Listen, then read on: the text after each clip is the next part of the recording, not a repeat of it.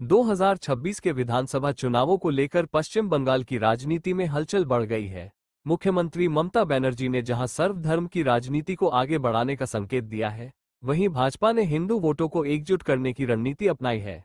हाल ही में हुगली बीजेपी संगठन में नेतृत्व परिवर्तन हुआ, जिसमें गौतम चट्टोपाध्याय को नया जिला अध्यक्ष नियुक्त किया गया। उनकी नियुक्ति के तुरंत बाद ही हिंदू हिंदू भाई भाई के नारे वाले बैनर चुनचुड़ा घड़ी मोड़ पर लगाए गए। इन बैनरों में लिखा गया, हिंदू हिंदू भाई भाई 26 में इस बार बंगाल में बीजेपी चाहिए। इस बैनर को लेकर तृणमूल कांग्रेस और भाजपा आमने सामने आ गए हैं। टीएमसी विधायक असित मजूमदार ने भाजपा पर निशाना साधते हुए कहा कि वे भूल गए कि यह पश्चिम बंगाल है, जहां सबसे पहले इंसान है और उन इंसानों की नेता ममता बनर्जी है। बीजेपी के शुभेंदु अधिकारी की उम्मीदें पूरी नहीं होंगी। पश्चिम बांगला जेहादीদের उत्पात যে হারে মাথাচাড়া দিয়েছে, দিকে দিকে হিন্দুদের দেবদেবীর মূর্তি ভাঙচুর করা হচ্ছে। একের পর এক দেখছি আমরা রোহিঙ্গারা এখানে এসে বসতি স্থাপন করে ফেলছে, আর সেগুলো সম্পূর্ণ হচ্ছে এই তৃণমূল দ্বারা।